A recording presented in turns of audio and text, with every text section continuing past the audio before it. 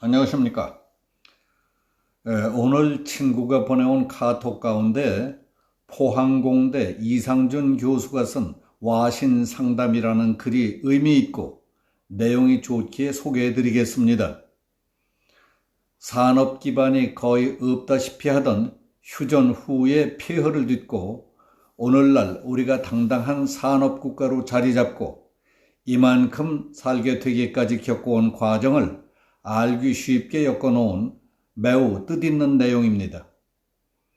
이 글을 쓰게 된 배경과 분위기는 2018년 10월 말 김명수 대법원 판결에 따라 우리 정부가 신일본제 한국 내 자산에 대한 압류 조치를 취하면서 불붙기 시작했습니다. 그 후 만 3년이 되어오도록 수습을 못한 채 한일 두 나라는 외교, 안보, 경제, 사회문화, 국민정서상 많은 손해와 시간만 허송하고 있습니다. 솔직히 말해서 문재인 정부가 국회 비준까지 끝난 한일협정과 청구권 협정을 섣불리 잘못 건드렸다가 일이 우리에게 불리하게 꼬여버린 겁니다. 지난 1965년 한일 청구권 협정 이후 김대중, 노무현 정권에서도 이를 잘 준수해왔습니다. 징용공 문제에 있어서도 우리 정부는 협정대로 일관된 입장을 취해왔습니다. 그런데 문재인 정부가 들어서자 이를 뒤엎어버렸습니다. 한일협정과 한일 청구권 협정은 식민지 기간 동안 벌어진 일에 대한 보상과 관련해서 국회 비준까지 마친 것입니다. 한일 두 나라는 이 조약에 구속돼서 행정 처리를 해야 하고 양국의 외교도 국제법에 따라 이를 준수해야 하는 겁니다. 그런데 문재인 정부는 국제법과 관행을 어겨가며 국가 간에 맺은 조약을 파기하고 국제적으로 시인의 원칙을 지키지 않으며 독단적인 결정을 내렸던 겁니다. 이에 맞서서 일본이 경제 보복 조치를 취하자 한일 간의 감정과 갈등의 골이 점점 깊어갔습니다. 그때 우리는 외교적인 해법이 아니라 외교 관계를 끊는 단교적 해법으로 접근했던 것이 상황을 더 악화시켰던 겁니다. 당시 청와대 조국 민정수석은 죽창간이 친일, 매국, 토착외국 하는 식으로 불어댔고 일부에서는 일본 상품 불매운동까지 벌이며 국민 감정을 부채질했습니다. 사태가 자꾸 악화돼 가자 이상준 교수는 공학도로서의 사태의 심각성과 앞으로 우리가 가야 할 미래의 먼 길을 생각할 때 서로 존중하고 이해하며 관계를 정상화하는 것이 가장 좋은 방법이라는 뜻을 간절히 호소하는 마음을 담아 이 글을 썼던 것으로 보입니다.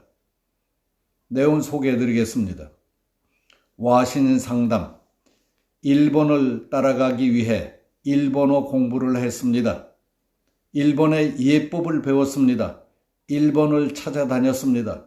일본 사람과 사귀었습니다. 일본 기술자를 초대했습니다. 일본 제품을 뵙겠습니다. 일본의 정신을 파악했습니다. 일본을 이기기 위해 70년을 와신 상담했습니다. 피와 땀을 흘려 전자산업, 철강산업, 조선사업 등 중화학 분야에서 일본과 어깨를 겨루게 되었습니다. 이런 일을 스스로 겪어보지도 않은 어떤 망나니 같은 놈이 친일 매국이라고 합니다. 이제 겨우 자식들 배불리 먹이고 비바람 맞고 잠자게 됐습니다.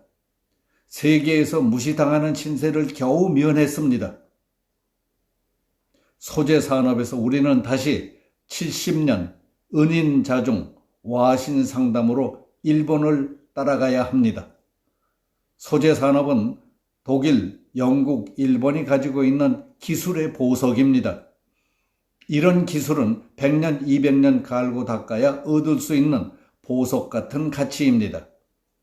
오기를 부리고 뿔대로 내지르고 전략도 없이 싸움이나 걸고 거짓말로 국민을 속이는 정신으로는 절대 도전할 수도 얻을 수도 없습니다. 박정희 정부가 철강 기술을 가져와 신일본 제철과 유니온 철강을 이겼듯이 삼성이 반도체 기술을 가져와 마쓰시다와 NEC를 이겼듯이 현대가 조선 기술을 가져와 가와사키와 함부르크를 이겼듯이 은밀하고 치밀한 전략 전술로 각고의 인내와 과감한 실행력이 있는 사람들만이 이루어낼 수 있는 도전이고 성취입니다. 이제 대한민국은 일본을 넘어서 독일을 이기고 영국을 이기고 미국을 이겨야 합니다. 그것이 우리의 과제이며 도전의 대상입니다. 작금의 한일 간의 갈등에 대응하는 국민들의 정서와 정부 전략을 보면은 너무 유치하고 한심하다는 생각을 금할 수가 없습니다. 대한민국의 통치력과 정치력의 한계를 봅니다.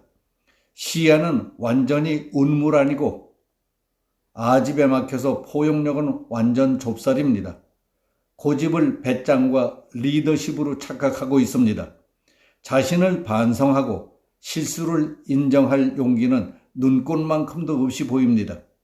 징용이니 정신대니 하며 아픈 역사를 스스로 들추어 국민들의 아픈 정서를 자극하지 말고 대한민국 스스로 조용히 소화하는 게 옳지 않겠습니까?